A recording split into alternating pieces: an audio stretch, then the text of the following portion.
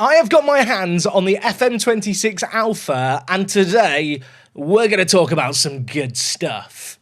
We have 3 new nations added to Football Manager this year. We have Egypt, Lithuania, and also the UAE coming to FM26. That's pretty cool. There is also this new manager creator with plenty of options. You can spend 20 minutes when you first get the game sorting out this. And now the manager creator has seen some upgrades. Yes, when you first create your manager, you pick your past playing experience. Additionally, you can now select any non-playing roles you've done in football before. These will influence your manager attributes slightly. Coaching badges still exist, of course. But no longer do you get to select your manager profile and adjust all the minutiae numbers. And in fact, for staff in Football Manager, numbers have gone. Instead, you're now able to select 3 different coaching styles that you think suit your managerial ability. Of course, much like past Football Managers, these still can change over time as you go into your save game. So here, I'm going to pick attacker, developer, and also system builder. And as a result of that, you can see I'm now a better fitness coach. And in addition to that, I have got new tendencies down in the bottom right corner. And it's not just your coaching style you get to pick, you get to select your personality. So no longer is it about being a tracksuit or a suit manager, now it's about being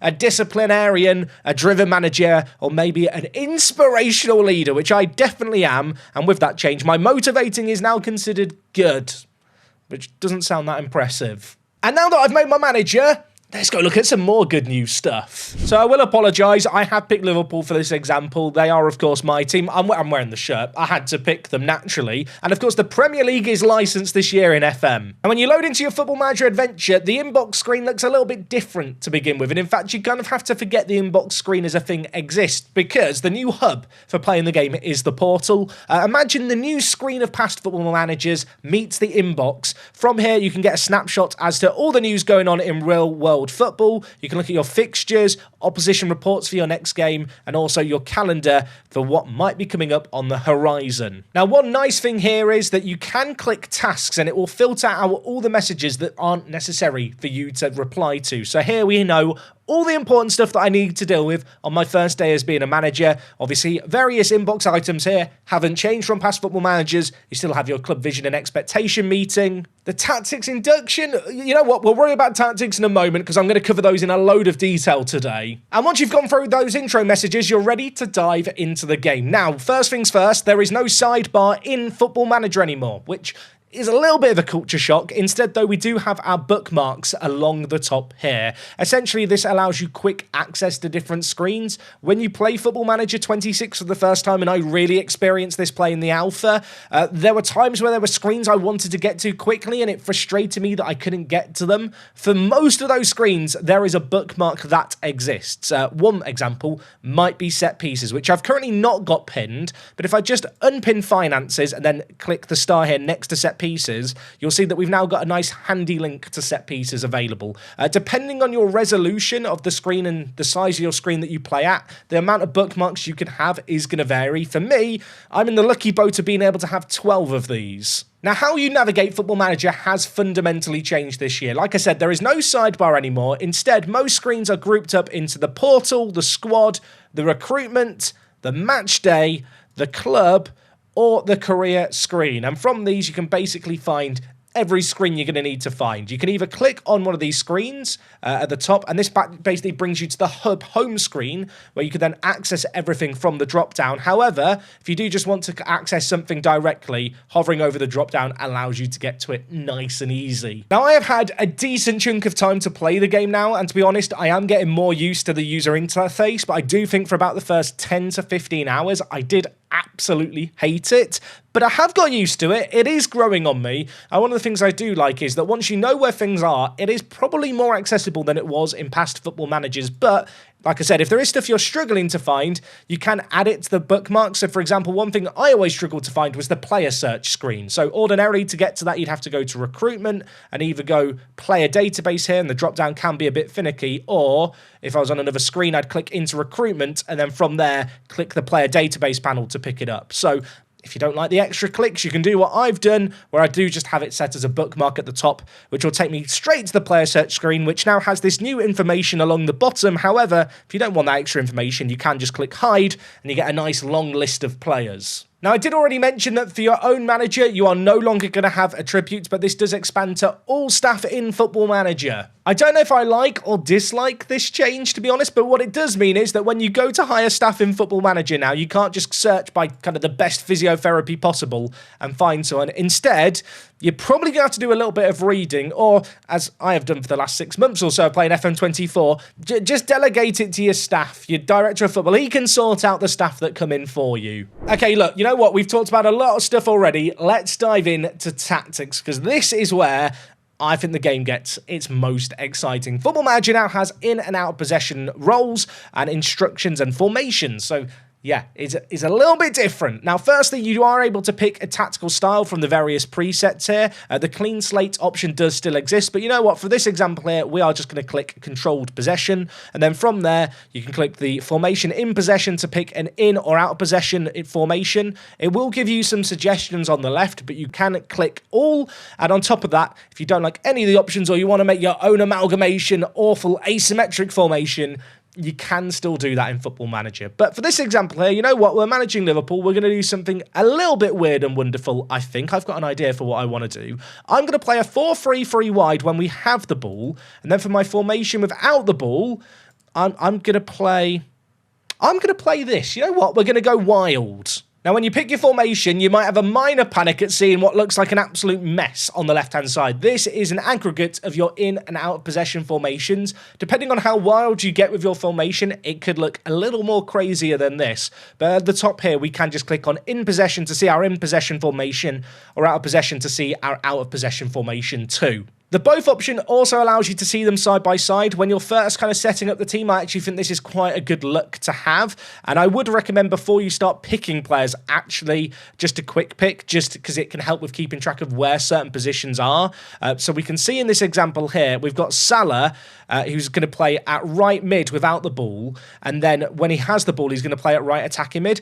I don't want to play like that. I don't want Verts when I don't have the ball moving up into striker. That's a big area to actually cover. What I want to do is something a little bit different. I want to have Salah as the right attacking mid, move into the centre forward position, and then I want to have Verts shuffle wide, and Szoboszlai drops in next to Gravenberch. So I'm now able to do that by moving the players around, and if we now go to the combined view, you can now see how it's updated.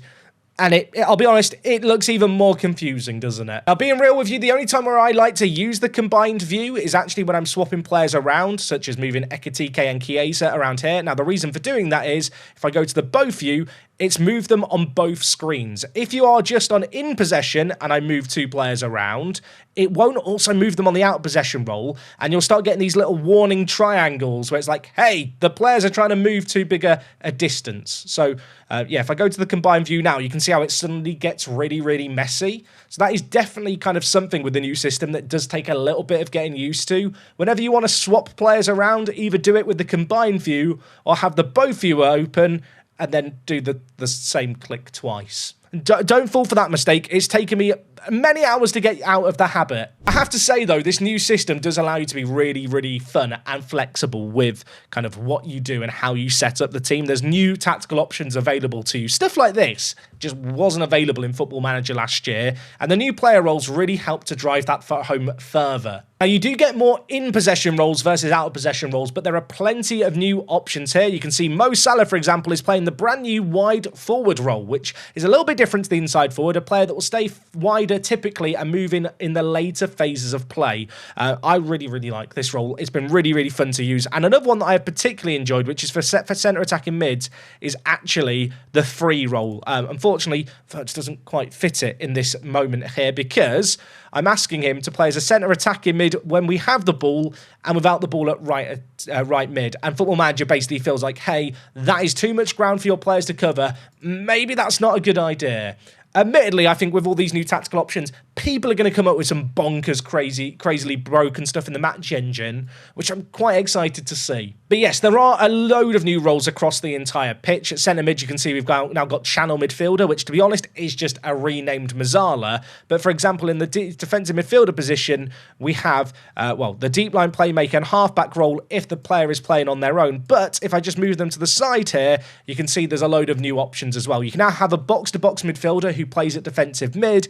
On the flip side, you can have a box-to-box playmaker, which is a role I've really been enjoying. And much like past FMs, you can see here we do get a bit of an indicator for the key attributes for roles. So for stuff like box-to-box playmaker, it's rather demanding of the players that you have. Now, you may have also spotted these little arrows next to the players on the side, and this basically indicates where the player moves, which, if you're coming from an old Football Manager, might feel a bit weird, because it's like the way that the game used to work, the roles determined where the players would move at all times. Now, with how this works is, these basically determine how players are going to move at different phases of play. I think a better example, actually, for showing this is something like the inside winger. So, if we now switch Mo Salah to an inside winger, that arrow has changed, and now we can use the new visualiser to see how that actually works. So, if we click on team instructions here and go to in possession, you have a new pitch graphic here, and if I click in the defensive third, this is how we're set up when we have the ball in our own half. And the way this screen works is it's divided into thirds lengthwise and widthwise. So for example, we can see here progression in the middle of the pitch. This is how the team's going to work. You can see in this instance, Mo Salah is moving inside as the inside inverted winger. And then the final phase of play, this is how he's going to look too. But maybe I don't like Mo as an inside winger. I can go back to the team shape here and pick the wide forward role that I've mentioned I really like. And maybe for Wirtz as well, I want him to get further up. I want him to be an advanced playmaker. So if I now change these two players and go to team instructions, you can see it's not really changed too much inside our own third, but if we go to this screen here now, you can see how quickly the game shape has changed. Now, this visualizer does work with and without the ball, and I do think when you're messing around with roles, just getting a better idea of how things might work, this is quite a good way to kind of visualize how roles are going to interact with one another before you have to go into a game and realize certain combos might not work. For example here, I want to make Joe Gomez a wing back who's going to obviously get further forward and stay wide. If I update that now, you can see how this is already altered in the early phases of play, but in the final phases of play, it now indicates just how far up the pitch he is likely to get. Of course, there are certain roles that are a lot more fluid than this, and I certainly wouldn't take this screen as gospel, but I think especially if you're new to the game or trying out the new roles, just to get a better understanding of how they work, it's a really powerful tool. Now, like I mentioned, there is a load of new in-possession roles. Out-possession roles are largely brand new with one kind of minor exception, and that is on centre-backs, where now what was previously different duties, so obviously in the past in FM you could defend, support or attack on a player role, and then on centre-backs it was cover or stopper. Those are now kind of just brought into the out-of-possession roles here. So on centre-backs you can have a stopping centre-back or a covering centre-back, and there are a load of new roles here.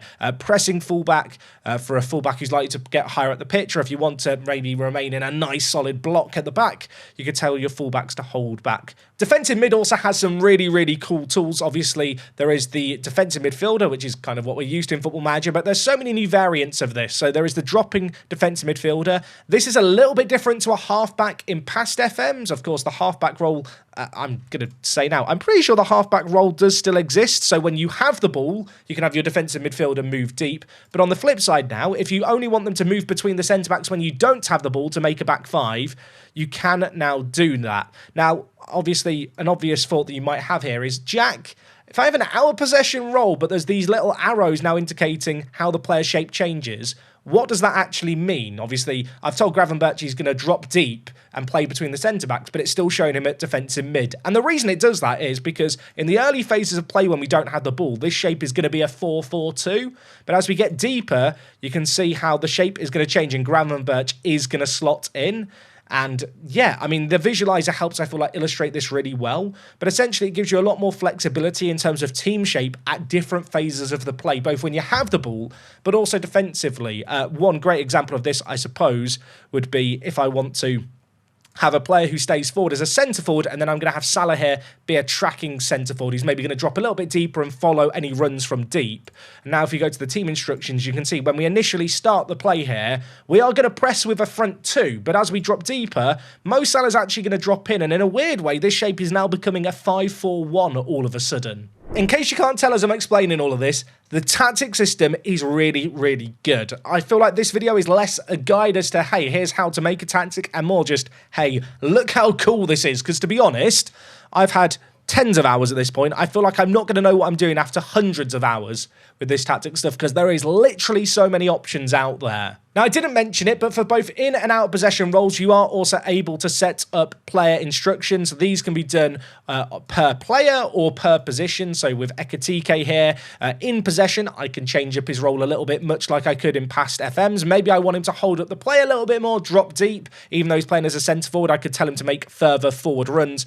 On the flip side, in his out of possession role, I could also change things here. So his current out of possession role is a centre forward, which is not a particularly kind of pressing or pushing role. It's not someone who's going to track, but maybe if I want him to do a bit more of a specific job, I can still, for example, have trigger press more on. For marking target, for example, I could tell him to mark any opposition centre defensive mid that exists. So yes, whilst Ekatike in this instance is still just listed as a centre forward, when we don't have the ball, you are still able to really finesse the roles, and the roles are really only the beginning. Now, I've not really talked about the team instructions yet, but there are two new sets of instructions that are worth being aware of. The first is build-up strategy. This allows you to play through the press, bypass a press, or balanced. Obviously, this is largely going to depend on the team that you have, but this is a cool new tool to have in your arsenal. And the other that's maybe a little less exciting is the pass reception. In past FMs, you had the option to basically click or click off pass into space. With this new edition of Football Manager, you now have the ability to pass to feet. So if you've got an old but gold team, loads of technical players who aren't particularly quick, I think that option is obviously going to be a really, really useful one. And maybe even in just focusing on possession-based systems. So a couple of new instructions there. In terms of the team and player instructions, they've not changed that much radically in Football Manager, but obviously how they interface with the new role system really has changed things up.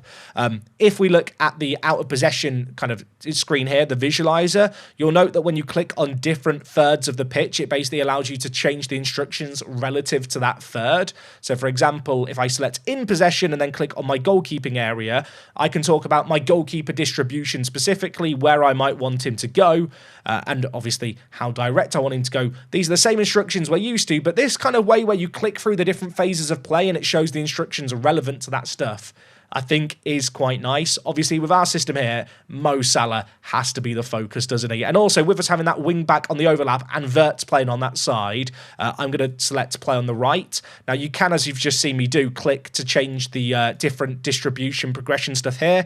Or if you click in, you can just select an option. If I'm going to be honest, my least favourite bit about my experience of the alpha is just this instruction interface. I kind of miss the visual elements. A great example would be when it comes to goalkeeper distribution. In past Football Managers, you might remember kind of the different thirds of the pitch, which ironically are kind of highlighted here. But basically, you could click where you wanted the ball to go, whereas now it's a little bit less visual. You're not clicking on a pitch to say, hey, here's where my centre-backs are, pass to them. You've got to go through this drop-down, or alternatively, kind of flick through these very, very many options, which it can just get a bit click-intensive, and it's very easy to misclick, as I've just done here. Not that I'm known for misclicking or anything. Anyway, you know what? I've not really thought about this tactic this much because I've just been clicking as we've explained stuff. But we're going to give this 4-3-3 that turns into a 4-4-2 without the ball a go and hope it's not completely awful. Now, not that you need any confirmation of this, but yeah, you can still holiday forward in Football Manager in case you weren't aware. Now, a little bit awkward here. I forgot that I'm in the Community Shield against Crystal Palace. No disrespect to Oliver Glasner and Crystal Palace. I want to do a Premier League game against Bournemouth to kick things off today, but I suppose this does let me show off one new feature in the game. I say new. It's been existing in skins for years, and I think in the console version for years. There is now the instant result button in-game. Yes, you can instant result in Football Manager in the base skin. So if there's ever a game like this that you don't want to do, you can click the button. But I'm not going to do that because there's a twist, everyone. Can you guess what the twist is? Also, these are the default graphics for the lineup stuff in Football Manager in unlicensed leagues, which I think it's safe to say is an improvement on what we're used to. But here is what I wanted to show, because I am mid-match here. I didn't want to do this game, did I? Well, good news, everyone. I can click in this little cog in the top corner to go to settings and then just hit instant results. And the game plays out. And we win the Community Shield. And the other nice thing is that in past Football Managers with this custom skins that added instant result buttons, if you did it mid-game, subs wouldn't happen. That has changed now. Your assistant will actually make changes if you use the big button. Anyway, time to go on holiday to the next match again. Okay, it's first game of the season time. We're playing on the Friday. Here is a little look at the Premier League screen, which admittedly, because no games have been played, is looking a little on the barren side, but you can see here, if we click on the league table, we get a nice detailed breakdown. In addition, there is still the season previewing game, which if you click on, it's got a slightly new look, but we can see the Media Dream 11, the odds where we are the favourites, and also the key players where Mo Salah sits atop. I didn't show this screen earlier. Here is the new player profile screen, which I really, really like the look of. It's grown on me quite a lot. Obviously, it's great to see all the Premier League licensing in without mods. You've still got the polygon if you want to see it by clicking on the toggle here. The only thing I dislike about it, and dislike is really a strong word, is the only way to see the pros and cons is to come into the coach reports here and then look at them on the left.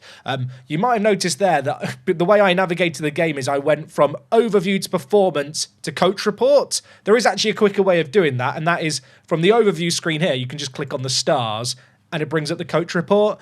This is a great example of one of these navigation quirks of the new system where I just need to get used to it. Now, I did already show off the player database screen where you can search for players, and this is very much familiar to anyone who's ever played Football Manager, but one of the new features this year is the transfer room, which I've seen, mixed thoughts about online. I'm going to be honest, it's not dissimilar to when you were able to ask for your director of football for transfer suggestions in the past, but basically you can create a requirement. So just for the sake of this example, we're going to look for a new centre-back, and from here, we can basically select some parameters. You could select an in-possession or out-of-possession role. Maybe you want a centre-back who steps up into defensive mid. For this example, I think we'll just keep things simple here. I am then going to hit submit requirements, and then following on from this first game of the season, we'll go forward a few days, we should get some interest. The other thing that you can do, of course, is if you want to look at moving players on, you can look at what other teams are looking for. So, for example, in this universe, Bayern Munich are looking for a centre attacking mid, and here are some of my players that might fit the mould. Of course, Harvey Elliott is out on loan this year, so we can't send him,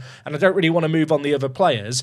But essentially, this is a new way to potentially look at moving on players that you're not overly happy with. So, for example, I could offer to Newcastle Joe Gomez here and directly offer him, and if they think he fits what they've set out a need for, they'll make an offer. So yeah, I can see people using this as a means to maybe target players that you want to offer out. You can also kind of filter by requirement. So I can look at all the teams that want a centre-back, for example. I can look at teams that want a striker. And it's not just for transfers, it's also for loans. You can see here, there's different players that I might want to loan out that kind of work. So Carter Pinnington here is a player who's listed by default. The start of the save game is available for loan. I can maybe offer him out to some of these teams listed here that he could be a good fit for. Anyway, we are going to hop, skip and jump into this first game of the season, taking on Bournemouth and hopefully getting a win to start the season. In terms of team talks, the cozy kind of N-shaped UI has gone. It is now a list of all your players. I'm going to tell the players, have some fun out there. They're not inspired by me, probably because I'm a former Sunday League footballer in terms of reputation. And also we have our interviews here. I know what we're capable of, and I'm now just to leave. I've answered one press conference question. That is my one question done for the year. And of course, now we get these sexy Premier League graphics and this Premier League intro cutscene, which I'm afraid to say is just the same cutscene, kind of shown every time. It's not like there's a variety. I would love it if in bigger games there were slightly different camera angles. But compared to what we're used to from FM24, there is no denying, like, this is pretty. It's a massive, massive upgrade.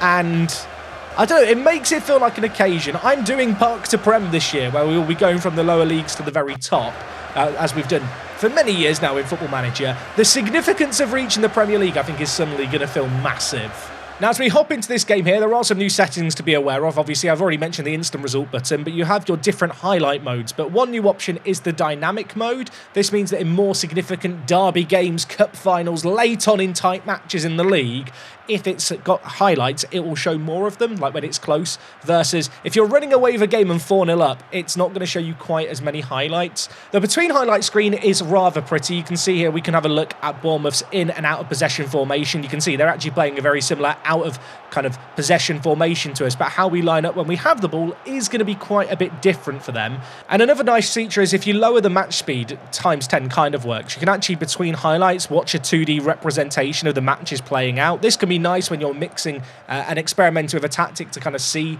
if the shape is working as you intend it to. And of course, in terms of the overall presentation, it looks very, very good. Football Manager have put out plenty of videos on the matchday experience. From my own experience, I do feel like there's a little bit more ice skating than I was used to in FM24 with the animations. But in terms of the variety in the matches themselves and the goals that are scored, it's an improvement. We're a goal down against Bournemouth.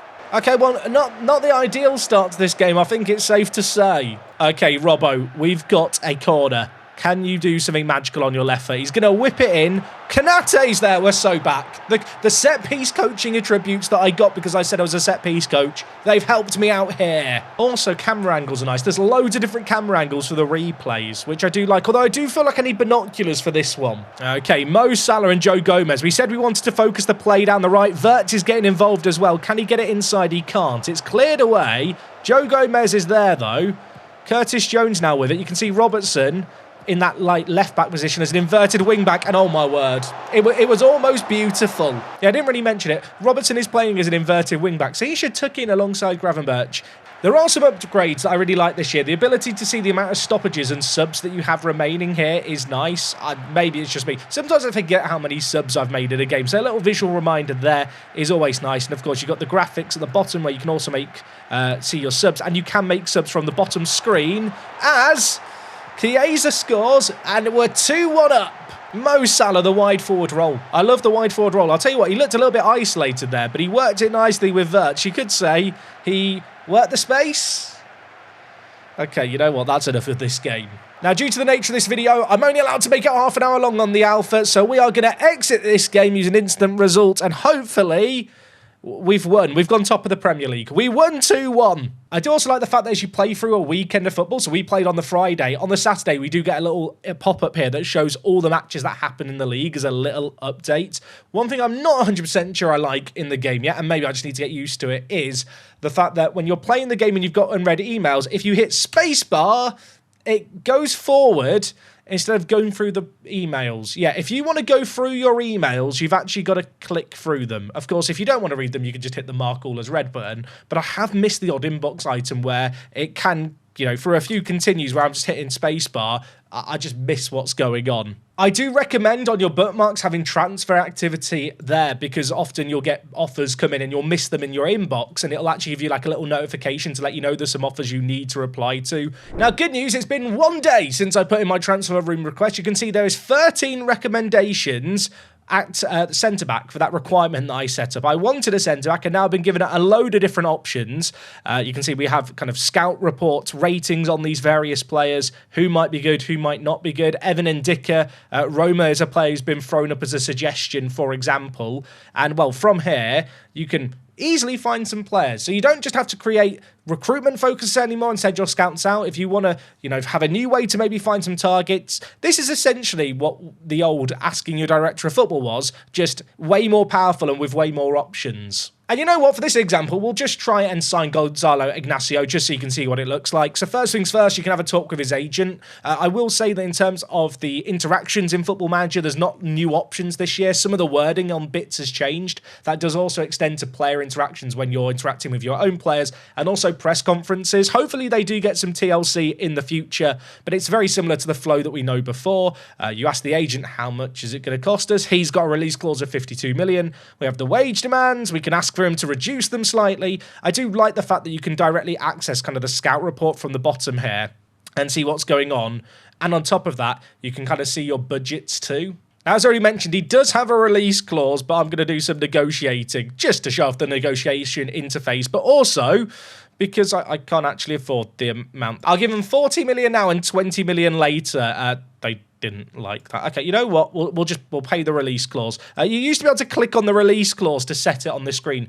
that isn't a thing anymore. I do miss it. Please bring it back. I will say that for all the improvements and stuff I do like about this game, there's just the little quality of life changes, like clicking on the release clause to have it set in the offer screen that isn't in the game at the moment. Hopefully that's the kind of stuff that is going to come in the future updates, which if you missed, Miles talked a little bit about those updates and what to expect in the interview that I did with him. That video went up yesterday, and I should point out at this point in this video, if you have come to the channel via that video and you're watching this one excited, welcome! Maybe consider hitting the subscribe button. There's going to be loads of Football Manager content coming up soon. Okay, our offer has been accepted, and this is the interface. Like I said, they've not reinvented the wheel with screens like this, but I do really like kind of just the fresh lick of paint, just the little changes. Anyway, I hope this video was a useful one for those of you that are eagerly anticipating the Football Manager beta, or maybe you've stumbled across this video. I've enjoyed my time with it so far. Really, really excited for the full launch. I was a little apprehensive of some stuff at first, but it's still Football Manager at the end of the day, and I have been addicted. I have played a lot recently.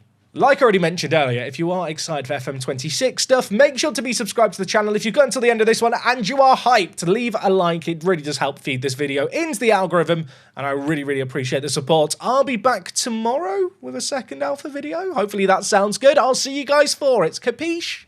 Capiche. I'll see you on the next one.